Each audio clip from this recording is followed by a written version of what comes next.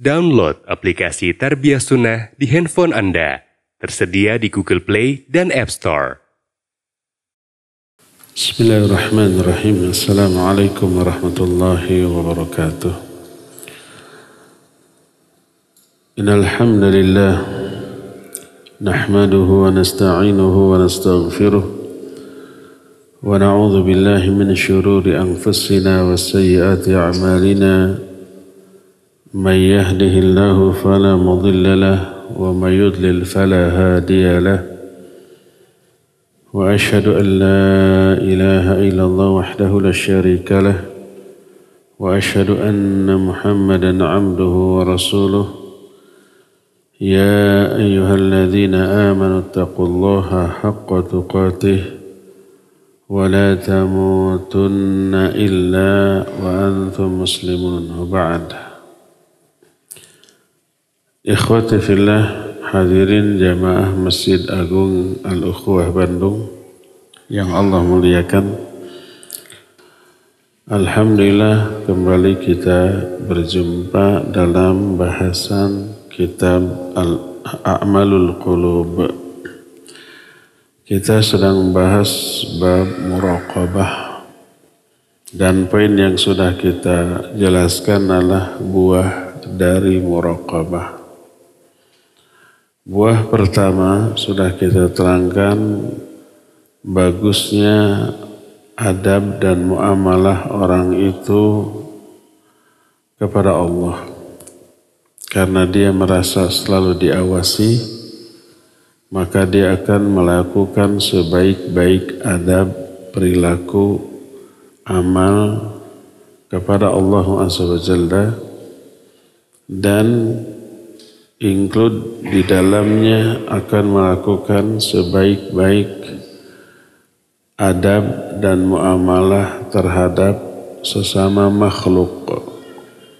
Baik sesama makhluk itu kepada sesama manusia dengan berbagai macam level dari segala segi, ke orang tua, ke guru, ke orang lain yang lebih tua, ke sesama,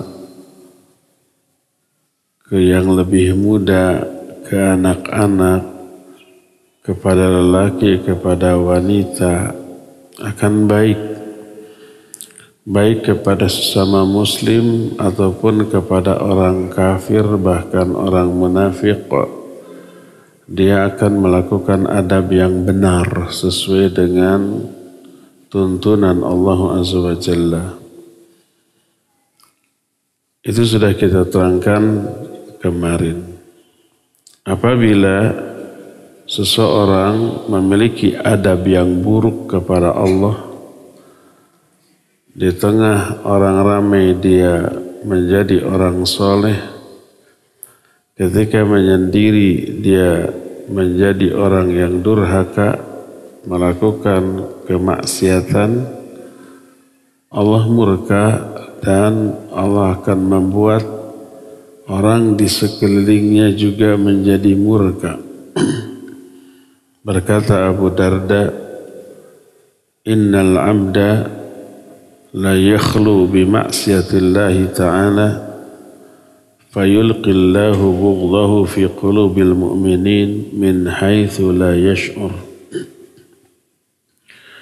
Sesungguhnya seorang hamba ketika dia menyendiri lalu bermaksiat kepada Allah,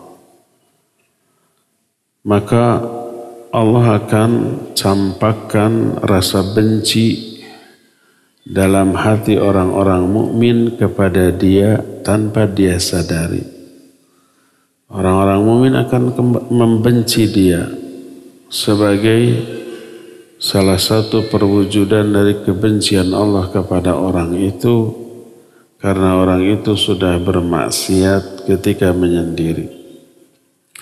Walhasil buah yang akan lahir dari muraqabah adalah dia akan menjaga perilakunya agar memiliki adab muamalah yang baik kepada Allah dan kepada sesama makhluknya. Itu yang pertama dan itu sudah kita terangkan. Wah yang kedua, ini di akhirat kelak. Orang yang memiliki sifat muraqabah, selalu merasa diawasi, Allah akan masukkan orang itu ke dalam surga. Berkata muallif, menukil penjelasan Al-Ghazali dalam Ihya Ulumuddin yang juga dinukil oleh Imam Ibnu Qudamah Al-Maqdisi dalam kitab Mukhtasar Minhajil Qasidin. فَإِذَا صَلُحَتْ أَعْمَالُ الْعِبَادِ الظَّاهِرَةِ وَالْبَاطِنَةِ وَصَلُحَتْ قُلُوبُهُمْ وَأَعْمَالُهُمْ وَاسْتَقَامَتْ أَلْسِنَتُهُمْ فَإِنَّ مَآلَهُمْ إِلَى الْجَنَّةِ الَّتِي أَرْضُهَا السَّمَاوَاتُ وَالْأَرْضُ. Bila amal seorang hamba baik lahirnya ataupun batinnya, baik pula hati dan amal-amal mereka, istiqamah pula lisan-lisan mereka, maka tempat kembali mereka kelak adalah surga yang luasnya seluas langit dan bumi. Kenapa demikian? Karena orang yang muraqabah, hatinya baik, amalnya baik, lisannya juga lurus, pasti orang itu memiliki sifat seperti itu karena takutnya kepada Allah, karena merasa diawasi dia takut. Dia akan menjaga dirinya, seluruh perilakunya, dan itu karakteristik orang yang bertakwa. Dan Allah menjamin surga bagi orang seperti itu. Ar-Rahman 46 menyatakan waliman khafa maqama rabbih jannatan. Bagi orang yang takut kepada Allah, dia akan diberikan 2 surga. Dalam surah Qaf 31 sampai 35 Allah menyatakan wa uzlifatil jannatu lil muttaqin ghaira ba'id. Hadza ma tu'aduna likulli awwabin hafidh man khasyiya ar-rahmana bil ghaibi wa jaa'a biqalbin munib. Udkhuluha bisalam dzalika yaumul khulud lahum ma yasha'una fiha waladaina mazid. Akan didekatkan surga bagi orang-orang yang bertakwa dan tidak jauh. Lalu dikatakan, inilah yang telah disiapkan bagi seorang yang awwab dan hafidh. Awwab itu orang yang selalu kembali kepada Allah ketika menyadari dirinya melakukan kesalahan, selalu taubat, selalu kembali. Hafidh artinya menjaga hak-hak Allah. Siapa orang yang awwab dan hafidh itu? Man khasyar rahmana bil ghaib. Orang yang takut kepada Ar-Rahman padahal dia gaib. Bayangkan. Allah menyebut 2 hal yang mestinya 2 hal ini tidak harus ditakuti. Pertama, Ar-Rahman yang maha penyayang. Biasanya orang kepada sesuatu yang penyayang tidak takut, ya enggak? Kecuali kalau dikatakan orang yang takut kepada yang azabnya sangat pedih, itu baru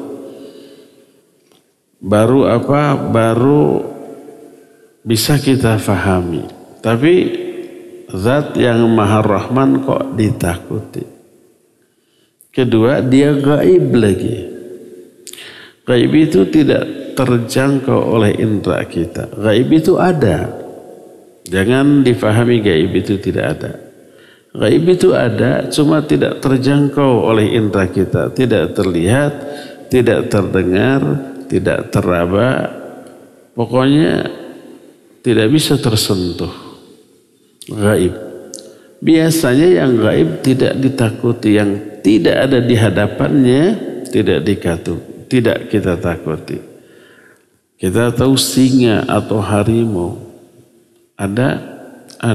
Di mana? Nggak tahu. Ya jelas di kebun binatang ada, di hutan ada, tapi nggak ada di sini. Gaib. Kita nggak ada rasa takut kepada dia. Ditantang sekemana macan, mana harimau, mana singa gitu ya, karena nggak ada. Baru kalau ketemu gemeter baru. Allah disifati di dalam ayat ini dengan dua hal. Rahman, penyayang, kedua gaib. Yang dua sifat ini menyebabkan tidak semestinya kita takut. Mestinya kita bebas. Tapi kenapa orang yang bertakwa walaupun dia gaib dan maha pengasih takut? Man khasyar rahmana bil ghaib. Orang bertakwa adalah orang yang takut kepada yang maha pengasih dan dia gaib. Kenapa? Karena ada pengawasan dari yang maha rahman ini. Yang maha rahman ini kalau dilanggar aturannya bisa menimbulkan kemurkaan yang dahsyat. Wajah biqalbi munib, makanya dia datang kepada Allah dengan hati yang munib. Munib itu selalu kembali. Nih, surga akan didekatkan kepada orang yang seperti ini. Lalu Allah mengatakan, udkhuluha bisalam. Masuklah kalian ke dalam surga dengan keselamatan. Dzalika yaumul khulud, dan itulah hari yang abadi kekal selama-lamanya. Lahum ma yasha'una fiha waladaina mazid. Bagi mereka akan disediakan apapun yang mereka inginkan. Dan di sisi kami ada tambahan kenikmatan. Tambahan kenikmatannya itu yaitu bisa melihat wajah Allah yang mulia. Nih, surga dijanjikan bagi yang bertakwa. Dalam surah An-Nazi'at 40:41 Allah menyatakan wa amma man khafa maqama rabbih wa nahan nafsa 'anil hawa fa innal jannata hiyal ma'wa. Adapun bagi orang yang takut kepada Allah dan dia menahan diri dari hawa nafsunya, surgalah tempat menetap dia. Ini ayat-ayat yang menjanjikan surga bagi orang-orang yang memiliki karakter yang tadi diterangkan. Seluruh karakter ini lahir dari adanya sifat muraqabah. Ketika para ulama ditanya, bima yanalul abdul jannah, dengan cara apa seorang hamba bisa meraih surga? Mereka menjawab bi khamsin, dengan 5 hal. Raih 5 hal ini nih, akan teraihlah surga. Apa saja kelima hal itu? Pertama, istiqamatin laisa fiha rawghan. Dengan bersikap istiqamah. Yang tidak ada penyimpangan di tengah perjalanan yang istiqamah tadi. Tidak belot kiri, tidak belot kanan, tidak mundur ke belakang. Itu enggak istiqamah kalau begitu. Istiqamah itu kukuh pengkuh di atas rel, on the track. Walaupun banyak gangguan yang menarik, merayu dia untuk berhenti, belok kiri, belok kanan, atau mundur ke belakang. Dia enggak gubris, tetap. Surga bagi orang seperti itu. Innal ladzina qalu rabbuna Allah tsumma istaqamu fala khaufun 'alaihim wa lahum yahzanun ulaika ashabul jannati khalidina fiha jazaa'an bima kanu ya'malun. Itu surah Al-Ahqaf ayat 13. Sungguhnya orang yang berkata Rabb kami Allah, kemudian mereka istiqamah, mereka tidak akan merasakan rasa takut ataupun rasa sedih la khaufun 'alaihim wa lahum yahzanun ulaika ashabul jannah. Mereka lah para ahli surga, khalidina fiha, mereka kekal di dalamnya selama-lamanya. Wa dzalika jazaa'an bima kanu ya'malun, sebagai balasan atas keistiqomahan mereka. Di ayat lain, tidak hanya di akhirat, di dunia aja orang istiqamah diistimewakan. Innal ladzina qalu rabbana Allah tsumma istaqamu tatanazzalu 'alaihimul malaikah alla takhafu wa la tahzanu wa abshiru bil jannati allati kuntum tu'adun. Itu janji Allah kepada orang istiqamah. Makanya raih surga pertama dengan istiqamah, kedua wajtihadin laisa ma'ahu sahwun, dengan kesungguh-sungguhan yang tidak mengandung kelalaian, kemalasan. Siapa yang bersungguh-sungguh Allah support. Siapa yang bersungguh-sungguh Allah berikan jalan. Allah menyatakan walladzina jahadu fina lanahdiyannahum subulana wa innallaha lama'al muhsinin. Orang-orang yang bersungguh-sungguh di jalan kami akan kami tunjukkan jalan-jalan kami kepada mereka. Siapa yang berusaha bersungguh-sungguh, dia akan memperoleh jalan. Saya sering mengatakan, orang yang niat, tekad, kuat, sungguh-sungguh pasti akan mencari 1000 jalan dan dia akan menemukan jalan terbaik. Adapun orang yang tidak sungguh-sungguh, dia akan mencari 1000 alasan. Alasan ini, alasan itu, akhirnya tidak berbuat. Ini yang kedua, cara meraih surga dengan kesungguh-sungguhan. Yang ketiga, wa muqarabatillahi ta'ala fi sirri wal alaniyah, dengan muraqabah baik sendiri ataupun di tengah orang banyak, lahirnya ataupun batinnya. Muraqabah itu dengan selalu merasa diawasi setiap detik, setiap saat oleh Allah Azza wa Jalla, sehingga akibatnya dia jaga sikapnya, dia jaga ucapannya, dia jaga juga niat, kehendak dan fikirannya, karena dia yakin diketahui dan diawasi oleh Allah. Walaqad khalaqnal insan wa na'lamu ma tuwaswisu bihi nafsuh wa nahnu aqrabu ilaihi min hablil warid. Kami ciptakan manusia dan kami mengetahui apa yang dibisikkan oleh hati-hati mereka. Diawasi lahir batin. Ketika di tengah orang banyak, kalau manusia mengawasi seseorang tapi berada di tengah ribuan orang banyak, bisa kehilangan mana orang yang diawasi tadi.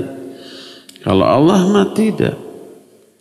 Demikian juga ketika menyendiri, menyadari kita selalu diawasi oleh Allah. Ini nih penyebab orang itu meraih surga. Itu yang ketiga.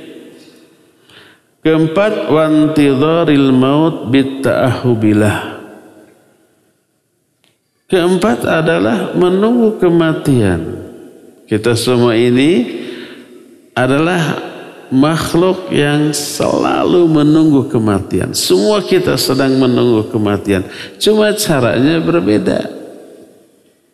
Cara terbaik yang menyebabkan seseorang meraih surga bitta'ahubilahu, dengan mempersiapkan diri menghadapi kematian itu. Tidak dengan memburu harta dunia, tidak dengan bersenang-senang, berhura-hura, tapi dengan mempersiapkan amalan yang akan memperindah saat kematian kita dan saat setelah kematian kita di alam kubur, apalagi di alam akhirat. Makanya ketika Nabi SAW ditanya manil akyas, atau ayyul mu'minina akyas, orang mukmin mana yang paling cerdas? Beliau menjawab, Orang mukmin yang paling cerdas itu adalah orang mukmin yang banyak mengingat-ingat kematian dan mempersiapkan diri untuk menghadapi kematian tersebut.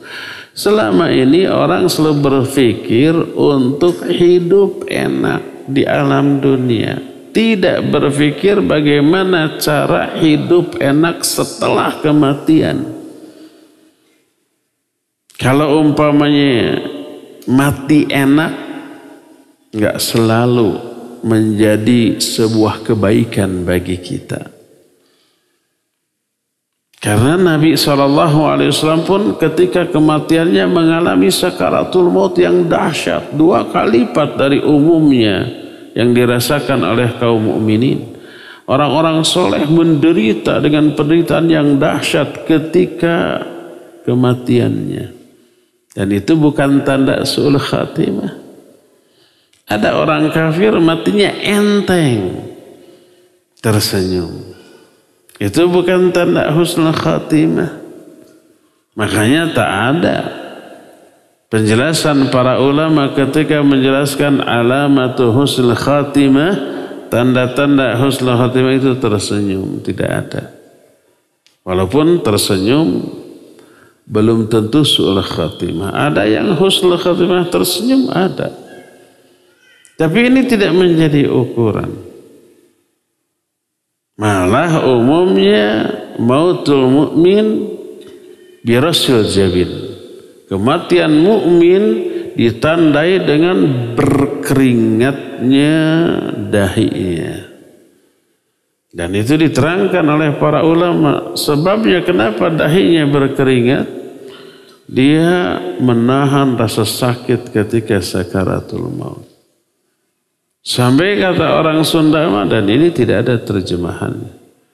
Saking sakitnya sampai tiba bergeg, tiba pereket nahan sakit.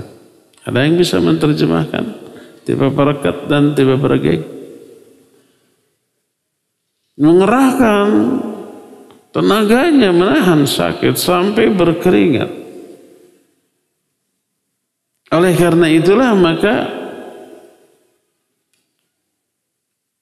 penderitaan ketika kematian tidak menjadi ukuran baik buruknya dia. Maka nggak perlu berdoa dengan isi doa, ya Allah nikmatkan saya di saat kematian saya, nggak perlu. Penderitaan ketika sakaratul maut manfaatnya besar. Apa manfaatnya? Salah satunya adalah menggugurkan dosa-dosa. Seluruh penderitaan yang kita alami ketika hidup, ketika sakaratul maut, bahkan ketika ada azab di alam kubur, itu mengurangi dosa-dosa kita, mengurangi azab yang mungkin akan Allah berikan di akhirat kelak. Makanya Imam Al-Qurtubi menyatakan kadang ada orang yang soleh, Allah mencintai ini, lalu dia melakukan dosa, Allah tunggu tobatnya, nggak ada tobat sampai datang ajal yang harus menyebabkan dia mati. Allah tidak ingin orang itu menghadap Allah dengan membawa dosa yang belum ditobatinya. Allah hapus dosanya dengan diberikan penderitaan saat sakaratul maut. Menggugurkan dosa-dosanya sehingga orang itu menghadap Allah dalam keadaan bersih dari dosa. Sebaiknya ada orang kafir, dia melakukan kebaikan, Allah balas kebaikannya itu di dunia dengan harta, jabatan, pangkat, kekuasaan, popularitas, kesenangan dunia. Sampai ketika ajalnya tiba, ada satu kebaikan yang belum Allah balas di dunia, Allah balas dengan dientengkan dan diringankan saat kematian. Sehingga dia menghadap Allah dengan tidak membawa kebaikan sedikit pun. Nah, yang jelas bahwa wajib bagi kita berpikir bagaimana caranya agar hidup enak, nikmat, bahagia setelah kematian. Bukan hidup enak di dalam kehidupan di dunia ini, tapi menderita di alam kubur dan di akhirat nanti. Maka salah satu kiat meraih surga adalah wantidharil maut bitta'ahubillah, menunggu kematian dengan cara mempersiapkan diri menghadapi kematian. Selama hidup, sebelum kita sampai pada garis finish kematian, kita ibadah, kita amal soleh, kita jauhi dosa, kita tobat, kita banyak melakukan kebaikan. Itu persiapan menghadapi kematian dan kehidupan seusai kematian. Itu kiat keempat. Kiat kelima, wa muhasabati nafsika qabla an tuhasab. Hisab dirimu sebelum kamu dihisab. Introspeksi dirimu sebelum kamu diperiksa. Hitung-hitung amal baik burukmu sebelum nanti dihitung, ditimbang amal baik buruknya. Coba, pernah nggak kita merenung hadirin? Menjelang tidur, kita ingat-ingat apa saja kegiatan kita di hari itu sejak bangun tidur sampai sekarang mau tidur lagi. Hitung amal soleh yang kita lakukan dan kesalahan yang sudah kita kerjakan di hari itu. Kira-kira banyak mana? Dan ingat, kesalahan yang dimaksud bukan kesalahan menurut kriteria kita, tapi kriteria syariat. Kalau kita sholat, jangan dihitung sholat tersebut. Amal soleh nih, di surga. Enggak. Bagaimana kualitas sholat kita? Khusyuk atau tidak? Ikhlas atau tidak? Di awal waktu atau tidak? Berjamaah sama imam di masjid apakah tidak? Dirinci sholatnya juga tuh. Sholatnya itu kira-kira diterima atau tidak oleh Allah Azza wa Jalla. Lihat aspek niat, lihat aspek mutaba'ah. Mutaba'ah itu sesuai nggak mengikuti sunnah Rasul nggak dalam setiap gerakan kita. Lihat aspek kekhusyuannya, lihat aspek waktu apa di awal atau tidak, berjamaah atau tidak, di masjid atau tidak. Itu rinci, detil. Terus setiap sholat yang 5 waktu kita lakukan setiap hari dihisab oleh diri kita. Kalau ternyata ketika sholat kadar kekhusyuan kita hanya 5%, oh gawat.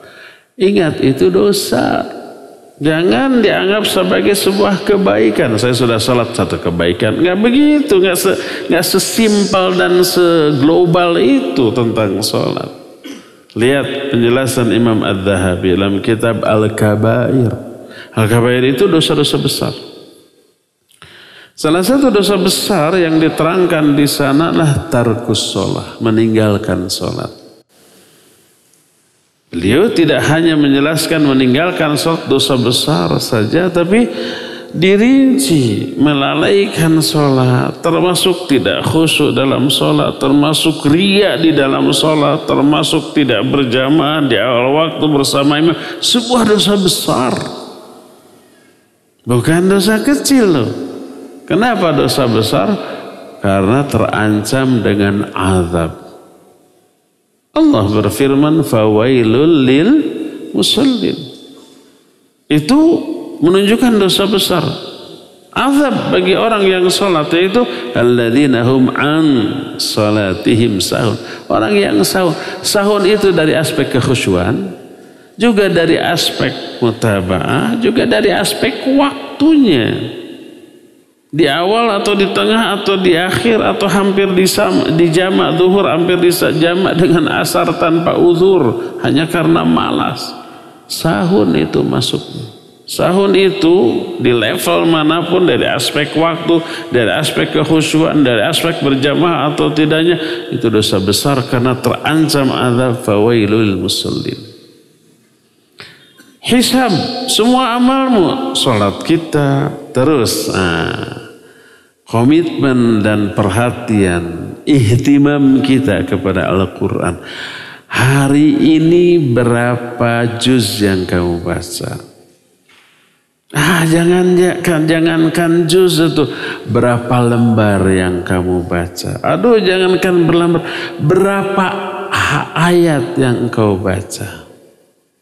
Ada selembar hari ini kita baca, kalau ternyata alhamdulillah saya mah selembar, istighfarlah. Kurang itu.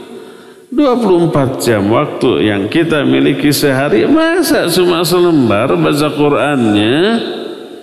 Itu menunjuknya kurangnya perhatian kita kepada kalamullah, kepada firman Allah, kepada agama kita, kepada sumber hukum dari kehidupan kita.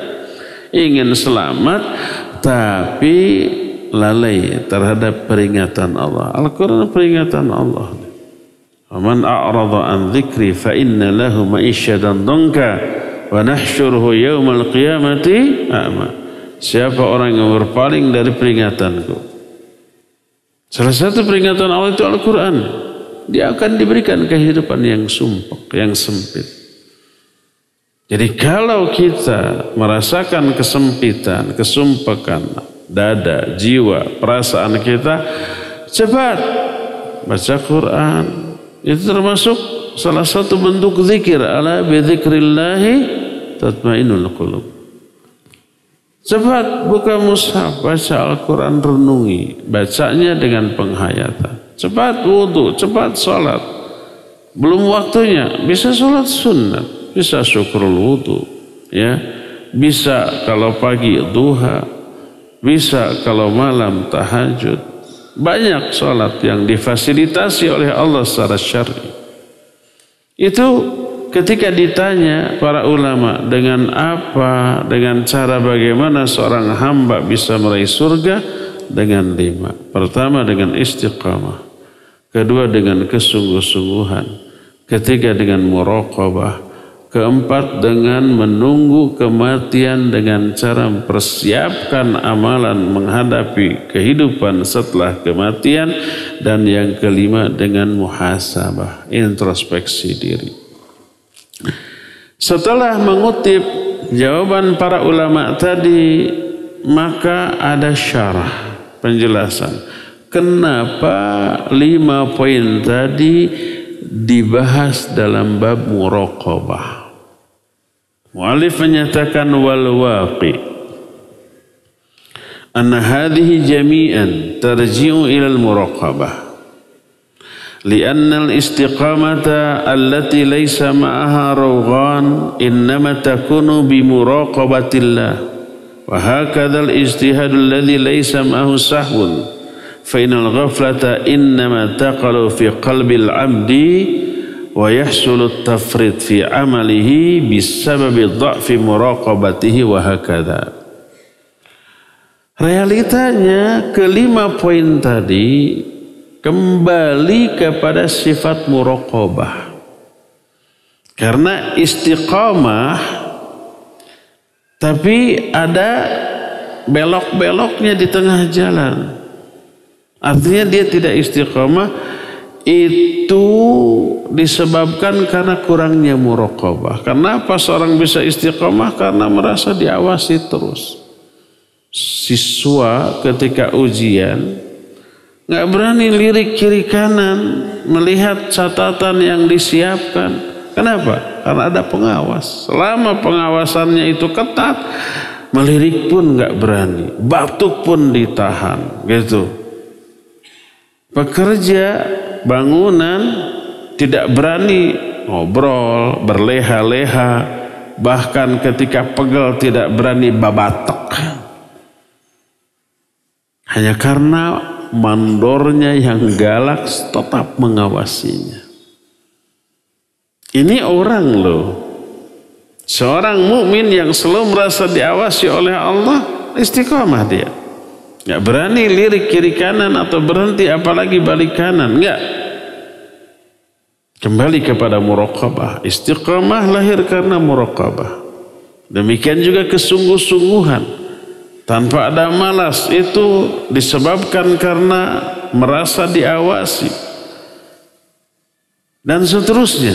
Kelima hal tadi lahir dari adanya muraqabah. Makanya pantas apabila muraqabah menjadi penyebab seseorang masuk ke dalam surga. Buah dari muraqabah adalah masuknya orang tersebut ke dalam surga. Inilah buah yang kedua dari muraqabah. Ketiga, Thalithan al-wusul ila al-qurbi minal ma'bud. Buah ketiga dari muraqabah adalah bisa dekat dengan al-ma'bud. Al-ma'bud itu yang diibadati. Siapa? Allah Subhanahu wa ta'ala. Kalau sudah dekat dengan Allah, Masya Allah. Pertama pasti dicintai oleh Allah. Kedua, seluruh jeritan doanya, keinginannya dikabul oleh Allah Subhanahu wa ta'ala. Ketiga, akan selalu tenang karena berada di dekat Maha Pelindung yang Maha Perkasa. Keempatnya, selain tenang tentram juga pasti bahagia. Dan banyak lagi keuntungan yang lain dari kedekatan seseorang dengan Allah. Jangankan dengan Allah seseorang dekat dengan penguasa, tenang dia, nggak takut kepada siapapun. Ada apa-apa penguasa ini yang tinggal melindungi dia. Seseorang dekat dengan orang yang kaya raya, dia nggak takut kekurangan apapun, tenang. Yang kaya raya ini tinggal diminta pasti ngasih. Itu orang, apalagi dengan Allah Azza wa Jalla. Bagaimana penjelasannya? Muraqabah bisa menyebabkan orang itu dekat dengan Allah. Fa innal ma'asi wal ghafalat tub'iduna an. Kalau dosa, kemaksiatan, kelalaian bisa menjauhkan diri kita dari Allah Azza wa Jalla, maka sebaliknya istihdar li nadharillahi ilaihi kana aktsara qurban. Menyadari kita selalu merasa diawasi oleh Allah menyebabkan kita selalu merasa dekat dengan Allah. Dan apabila kita selalu merasa dekat dengan Allah, Allah jauh mendekat lagi kepada kita. Allah berfirman dalam salah satu hadis qudsi sahih diriwayatkan oleh Imam Muslim. Kata Allah, "Idza taqarraba ilayya 'amdi shibran taqarrabtu ilaihi dhira'an wa idza taqarraba ilayya dhira'an taqarrabtu ilaihi ba'an wa idza taqarraba ilayya masyian taqarrabtu ilaihi harwalah." Bila seorang hamba mendekatkan diri kepadaku sejengkal, aku akan mendekat kepadanya satu hasta. Satu hasta itu ukuran dari ujung jari sampai ke sikut. Ini satu hasta. Ya 2 jengkal lah, 2 kali lipatnya. Kalau hambaku mendekatkan dirinya kepadaku satu hasta, aku akan mendekat kepadanya satu ba'. Satu ba' ini nggak ada istilahnya dalam bahasa kita. Kalau satu depa, 2 ba'. Satu depa kan kalau 2 tangan kita direntangkan gini kan, dari ujung jari satu ke ujung jari yang lain, satu depa ya.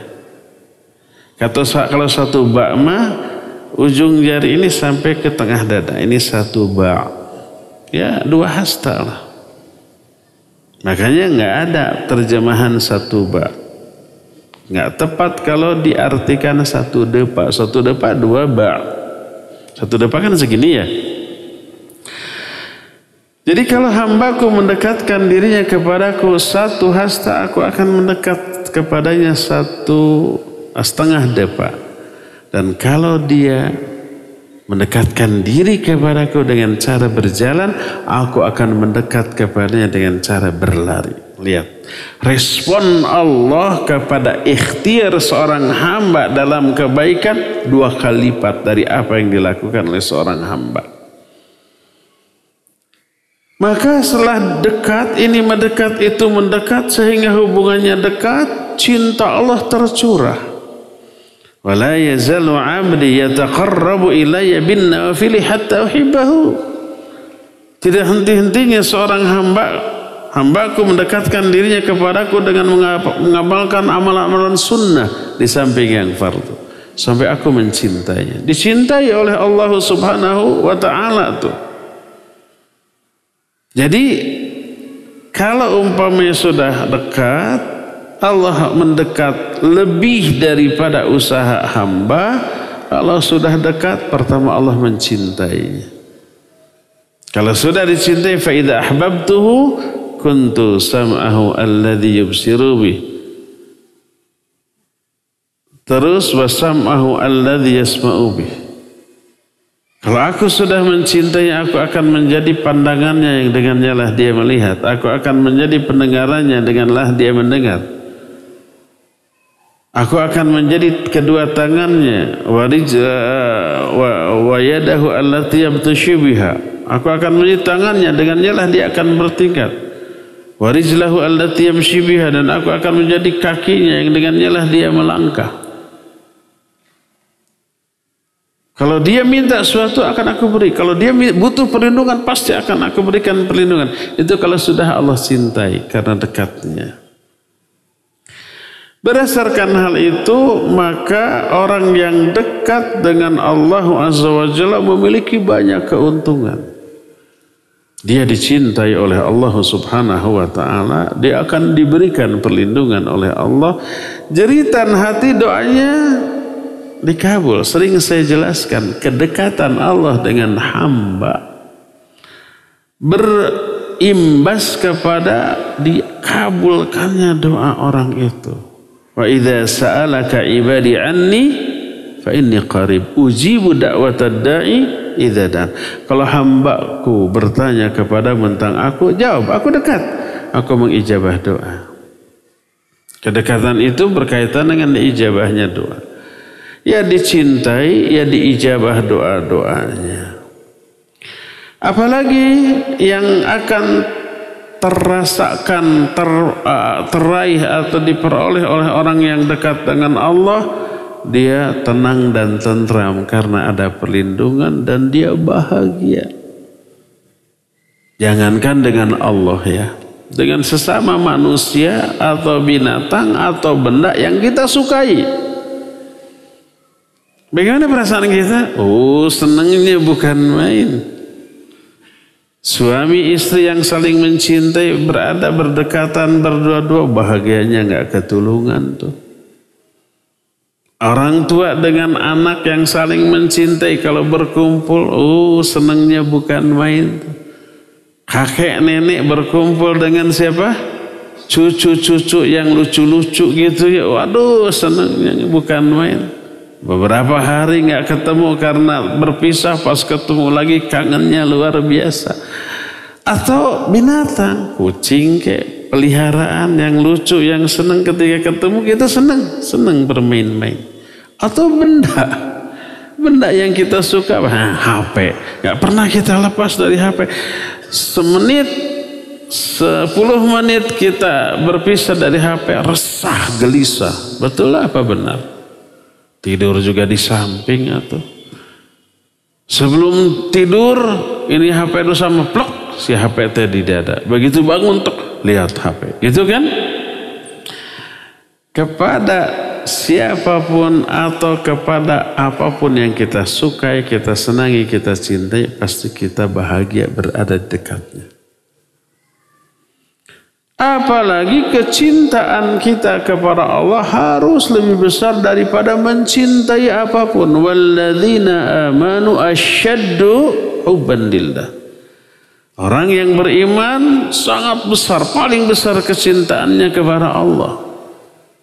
Qul in kana aba'ukum aw abna'ukum aw ikhwanukum aw ashiratukum Katakan olehmu, kalau bapak-bapakmu, anak-anakmu, saudaramu, keluargamu, au amwalun iqtaraftumuha, atau harta-harta yang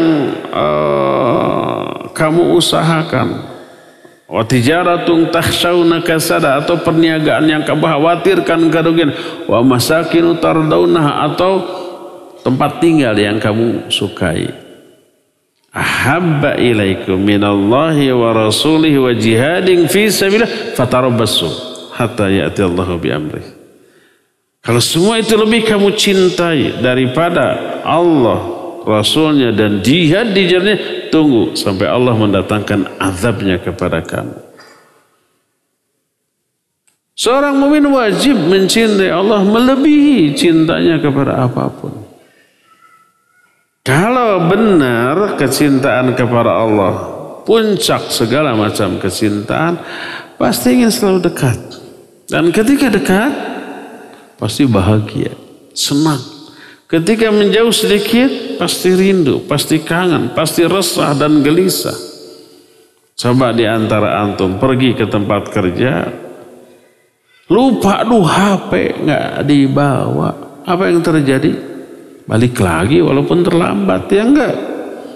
Resah, gelisah. Bayangkan kalau kedekatan itu kepada Allah Azza wa Jalla. Dan dekatnya Allah kepada seorang hamba sangat bergantung kepada sedekat apa hamba itu kepada Allah. Perasaan hamba merasa sedekat apa kepada Allah, itu menentukan kedekatan Allah kepada kita. Sebagaimana dijelaskan oleh para ulama, di antara Al-Junaid menyatakan, "I'lam annahu azza wa jalla yaqrubu min qulubi ibadihi ala hasbi ma yara min qurbi qulubi ibadihi min. Fanzur madza yaqrubu min qalbik."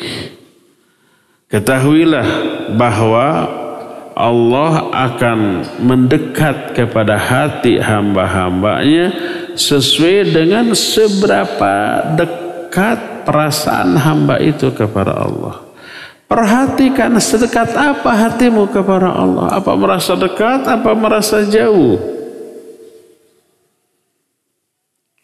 Al-Junaid ditanya oleh seseorang, kaifat tariqu ilallahi ta'ala, bagaimana cara jalan menuju kepada Allah agar bisa dekat kepadanya?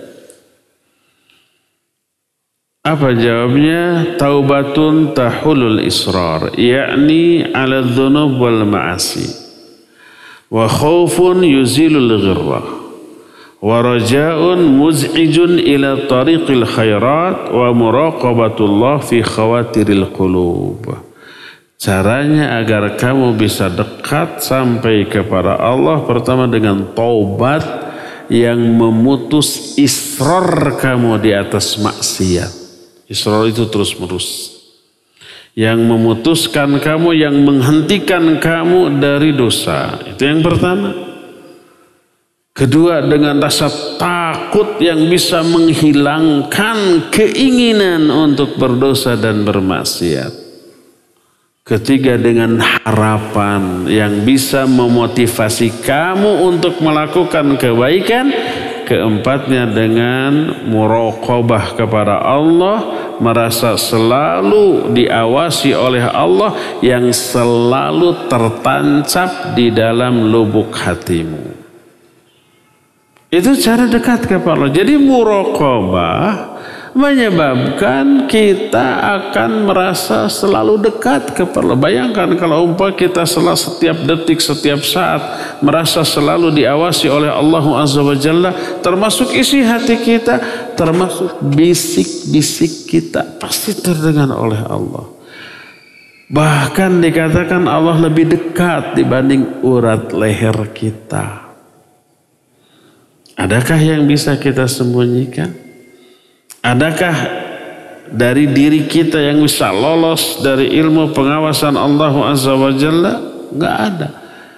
Maka tak ada jalan lain untuk bisa aman dari semuanya kecuali kita mendekat kepada Allah Subhanahu wa ta'ala.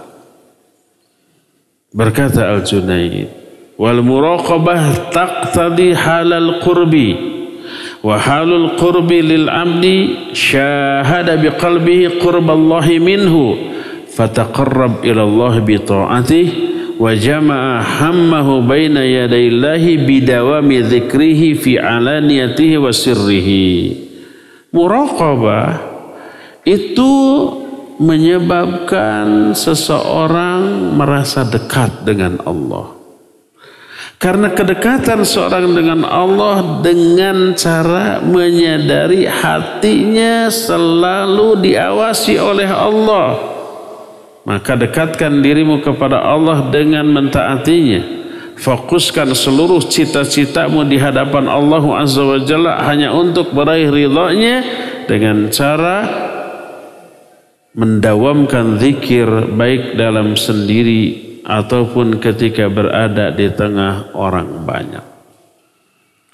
Dari sinilah maka kedekatan seorang kepada Allah bersumber dari sifat muraqabah. Muraqabah melahirkan kita akan selalu merasa dekat dengan Allah, sehingga itu yang menyebabkan Allah pun mendekat kepada kita. Dekatlah hubungan kita dengan Allah. Kalau sudah dekat seperti ini, maka tinggal rasakan saja buah-buah manis lain dari kedekatan kepada Allah. Di antara dicintai oleh Allah, di antaranya dilindungi oleh Allah, di antaranya dijawab atau diijabah doa-doa keinginannya oleh Allah Subhanahu wa taala, dilindungi dari semua hal yang bisa memberikan madarat baik lahir batin kita ataupun dunia akhirat kita, dan itu buah dari kedekatan kita kepada Allah Subhanahu wa taala. Itulah buah yang ketiga dari muraqabah. Yang pertama sudah kita bahas adalah akan memiliki adab dan muamalah sebaik-baiknya kepada Allah dan kepada sama makhluk. Yang kedua, Allah masukkan ke dalam surga. Yang ketiga, kita akan menjadi dekat dengan Allah.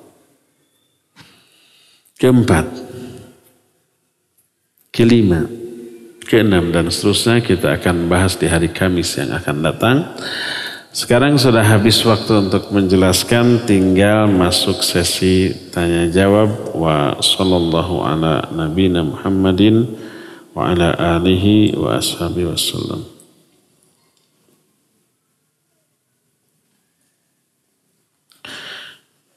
Bismillah, Ustaz tolong jelaskan.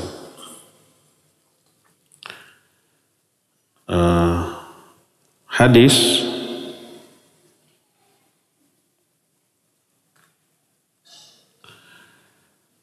kalam akan diangkat dari 3 golongan.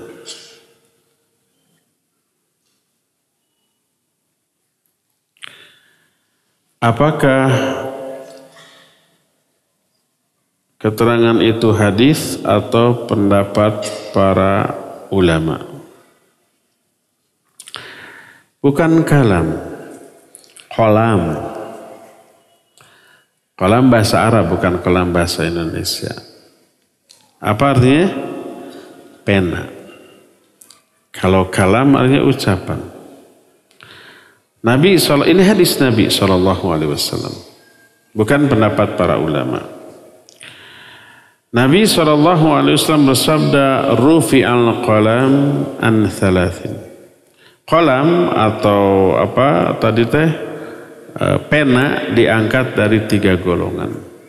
Pena maksudnya catatan malaikat. Kan malaikat mencatatkan semua ucapan dan perbuatan kita. Al-Quran menyatakan, ma yalfidhu min qawlin illa ladaihi raqibun atid. Tidak ada satupun kata yang terucap dari mulut kecuali sampingnya ada raqib dan atid yang mencatatkan amal baik dan buruk. Jadi pena diangkat dari 3 golongan. Maksudnya 3 golongan ini ucapannya, perbuatannya tidak dicatat, baik yang baik ataupun yang buruk. Kalau yang baik tidak dicatat sebagai pahala, kalau yang buruk tidak dicatat sebagai dosa. Siapa saja yang tiga golongan ini? Anin naim hatta yastayqidha, dari orang yang tidur sampai dia bangun sadar. Kalau dalam tidurnya dia memaki orang, ya, tidurnya menandang orang, kata orang Sunda mah ngalindur, sampai mukul orang, sampai menendang orang, sampai memaki orang, tidak dicatat sampai dia bangun. Keduanya wa anil majnun hatta yafiqa, dari orang gila sampai dia waras dari kegilaan. Yang ketiga wa anis sabi hatta yahtalima, dari anak kecil sampai dia ihtilam. Jadi kalau anak kecil sholat, anak kecil saum, baca Quran, gak dapat pahala dia. Tapi boleh dan harus diajari agar nanti pas dia harus dicatat amalnya sudah terbiasa ibadah, ya. Kalau anak kecil meninggalkan sholat, anak kecil memaki, anak kecil nyolong, tidak dicatat sebagai dosa, belum. Jadi 3 golongan ini tidak dicatatkan seluruh amalnya, baik amal baik ataupun amal buruk. Jadi itu hadis. Assalamualaikum Ustaz. Waalaikumsalam warahmatullahi. Ustaz, beberapa tahun yang lalu ayah ana meninggal. Allah yarham, semoga Allah rahmati. Ana bingung cara mendoakan ayah ana. Doanya bagaimana Ustaz? Sedangkan ana baru hijrah, yang ana tahu hanya Yasin. Itu bukan doa Yasin mah, Al-Quran. Dan apa dengan ana menutup aurat bisa membantu meringankan beliau di sana? Sangat membantu. Pertama, kalau ingin berbuat baik kepada orang tua yang sudah meninggal, pertama jadilah kita anak soleh. Anak soleh ini sangat-sangat membantu orang tua yang sudah meninggal. Itu yang pertama. Yang kedua, banyak-banyak mendoakan. Kadar kesolehan kita salah satunya ditentukan oleh seberapa sering kita mendoakan orang tua. Hadis yang menyatakan wa waladin solihin yad'ulah, salah satu pahala yang mengalir terus adalah anak soleh yang mendoakan orang tuanya. Para ulama menyatakan hadis ini mengisyaratkan kesolehan seorang anak salah satunya diukur dari seberapa sering dia mendoakan orang tua. Lebih sering, lebih bagus kadar kesolehan. Sering-sering mendoakan orang tua, ya, baik masih hidup apalagi sudah mati. Berapa kali? Apa 5 kali cukup? Sangat-sangat tidak cukup. Sesering mungkin puluhan kali dalam sholat, di luar sholat. Ketika di perjalanan, ketika kita ingat orang tua lagi apapun, cepat-cepat doakan. Nah, terus bingung apa isi doanya. Kalau tidak bisa dengan bahasa Arab, dengan bahasa Sunda, bahasa Indonesia, ya Allah ampuni ibu bapak saya, rahmati mereka, bebaskan dari azab kubur, berikan nikmat kubur, luaskan di alam kuburnya, terangkan di alam kuburnya, ampuni dosa-dosanya, gitu ya. Itu kalau mau lebih bagus, coba nikiat hafalkan doa sholat jenazah. Kan sholat jenazah kita belum tentu setahun sekali, ya. Tidak setiap setahun sekali ada yang mati. Walaupun kadang ada seminggu noron 2 kali mungkin saja, ya. Susah diprediksi meninggalnya itu. Sehingga kita sudah hafal, pas karena nggak lama dipakai, pas ada yang meninggal lupa lagi. Ada yang kasus begitu? Pas ada yang meninggal tuh yang pertama kali begitu ada BC, sudah meninggal dunia si fulan. Oh ya, salah satu pengurus yayasan kita Pak Ruli pagi tadi meninggal, ya. Doakannya semoga Allah Azza wa Jalla mengampuni dosa-dosanya, merahmatinya. Jadi pas ada orang meninggal, aduh ini hafalkan doa. Bayangkan hafalan mendadak, hafal pas sholat lupa lagi. Ada kasus begitu? Ada. Gimana caranya agar tidak pernah lupa? Baca terus tiap hari doa itu. Kapan? Di dalam sholat. Doakan orang yang sudah meninggal. Kalau yang sudah meninggal itu ayah ibu kita, kesempatan baca dalam sujud. Baca seusai sholat. Setelah sholat kita wirid dulu sesuai sunnah. Setelah wirid berdoa. Salah satu doakan orang tua, baca tuh doa yang kita baca dalam sholat jenazah. Kalau yang sudah meninggal seperti pertanyaan ini bapaknya, pakai hu Allahumma gfir lahu, boleh dengan abi Allahumma gfir li abi atau li walidi, atau hu saja Allahumma gfir lahu. Diniatkan untuk bapaknya. Warhamhu wa'afihi wa'fu anhu wa akrim nuzulahu wasi' madkhalahu wagsilhu bil ma'i wal thalji wal barad wa naqqihi minal khadaya kama yunaqqa thawbul abyadu minad danas wa abdilhu daran khairan min dari wa ahlan khairan min ahli wa zawjan khairan min zawji wa adkhilhu al-jannah wa a'idhu min adzabil nar wa adzabil qabr. Lengkap, paket lengkap untuk yang sudah meninggal. Apapun yang dibutuhkan oleh orang yang sudah meninggal di alam kubur dan di akhirat itu sudah ada dalam doa itu. Hafalkan, baca. Seusai sholat, wirid, baca doa itu, doakan orang tua dengan membaca doa tadi.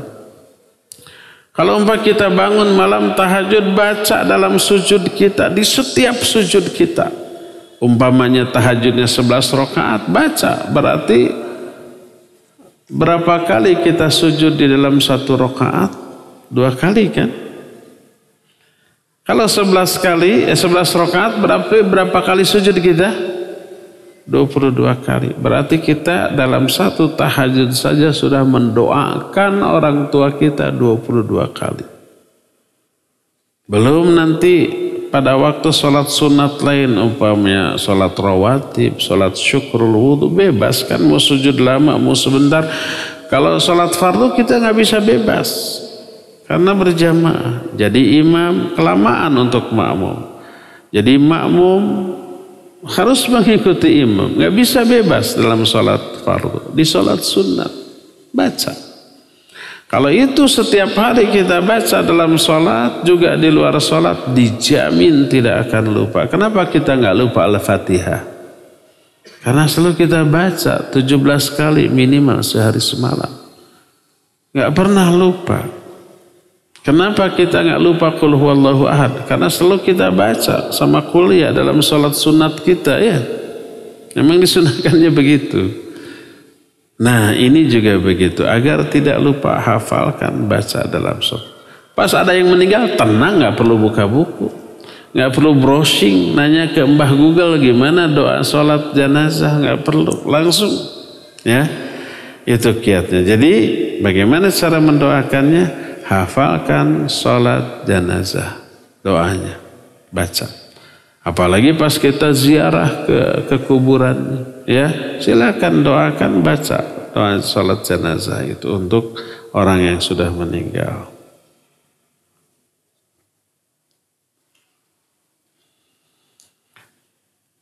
Ustaz, bagaimana orang yang meninggal dalam keadaan tidur? Apakah orang tersebut juga mengalami sakaratul maut?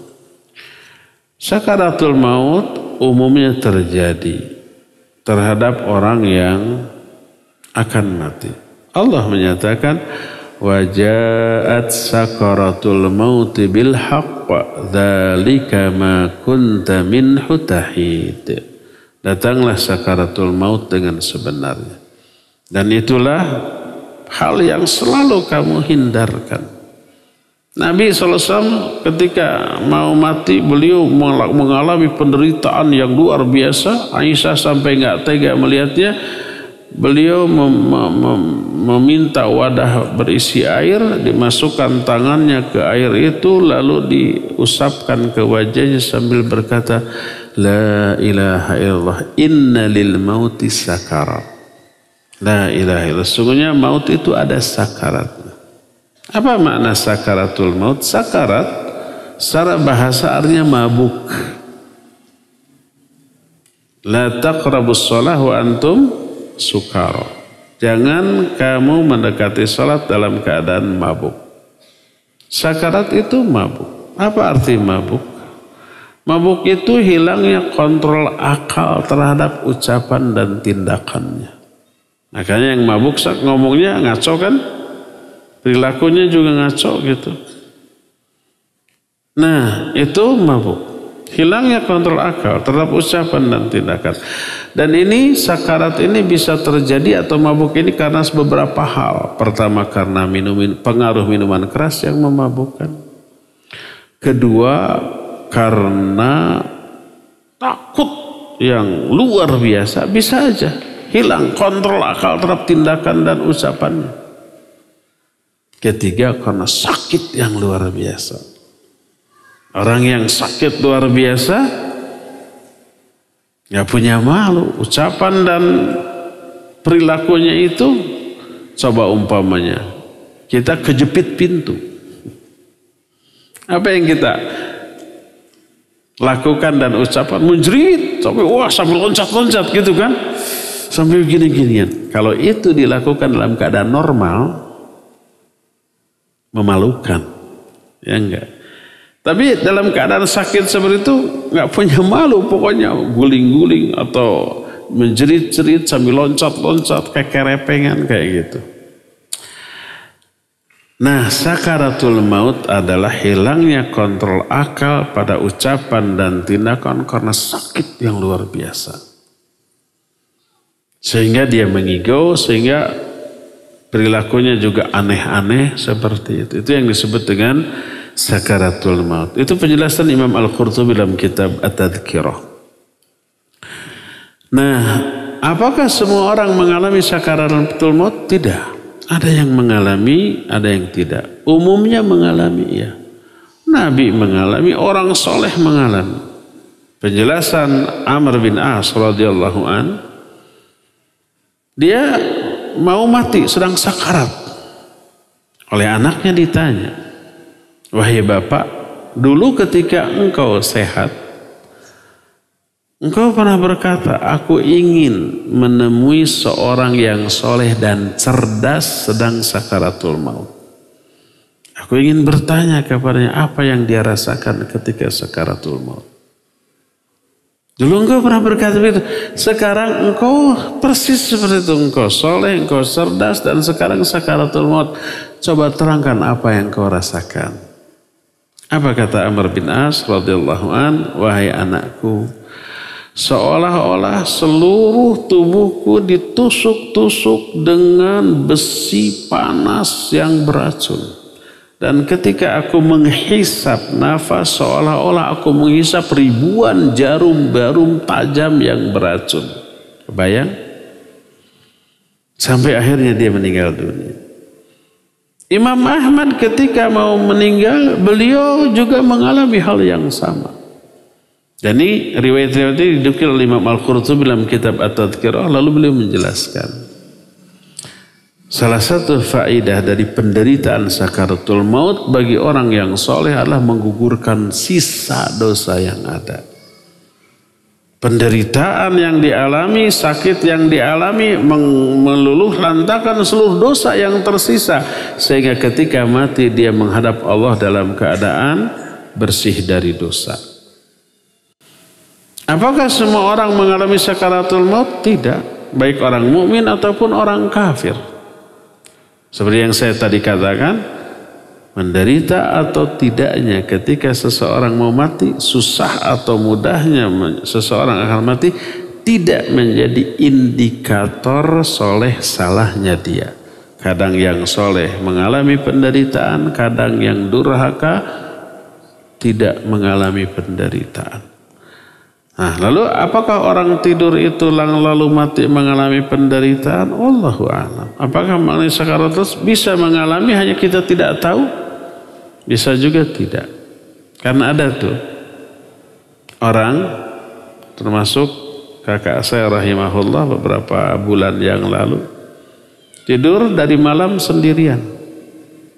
Besoknya pas subuh harusnya sudah ke masjid, sudah sholat. Enggak keluar juga. Diketok-ketok sudah agak siang, nggak ada, dibuka sudah meninggal. Apakah dia mengalami sakaratul maut? Mungkin, tapi kita tidak tahu karena nggak ada yang menemani semalam itu. Ya mungkin mengalami tapi kita tidak tahu, mungkin saja tidak mengalami, tapi sekali lagi itu bukan indikator soleh atau durhakanya orang tersebut.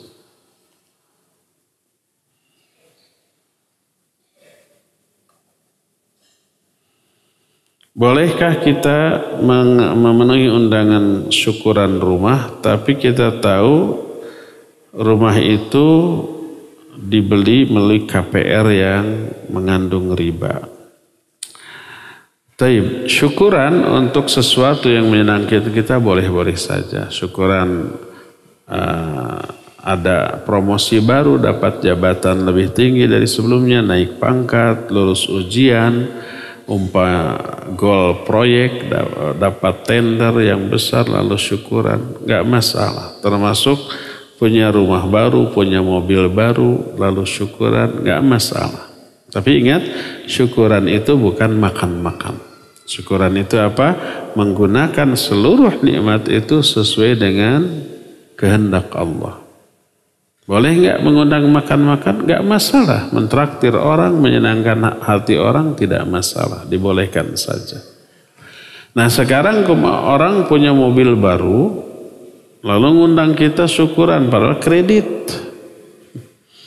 Kreditnya tanggung jawab dia, acara syukurannya adalah hal lain. Ya, dibolehkan. Wallahu a'lam.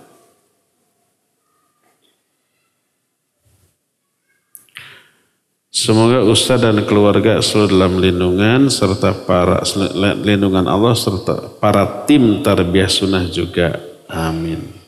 Jamaah nggak didoakan ini? Amin wa iyyakum. Lumayan lah. Izin tanya Ustaz, bagaimana solusinya? Saya diundang ulang tahun anaknya teman saya. Jangan hadir. Beda dengan syukuran tadi. Kalau syukuran kan mubah. Ya, kalau ulang tahun tasyabbuh bil kuffar. Apa saya boleh datang? Nggak boleh. Ketika acaranya sudah selesai atau bukan ulang tahun. Tapi kalau datangnya kita esoknya dalam rangka mengucapkan, jangan juga, ya, nggak boleh. Karena rencana juga akan dijadikan acara kumpul dengan teman-teman yang jarang ketemu. Kalau apapun ya, umpamanya isinya pengajian bagus. Tapi acaranya ulang tahun, ya jangan. Bukan bentuk acaranya, tapi perayaan ulang tahunnya itu. Walaupun bentuk perayaannya bagus, ya, baca Quran, kemudian mengaji, isinya tauhid, tetap bukan itunya. Al-ghayah la tubarirul wasilah. Tujuan tidak menghalalkan segala cara. Tujuan bagus, caranya harus bagus. Yang dinilai cara, ya, bukan tujuannya.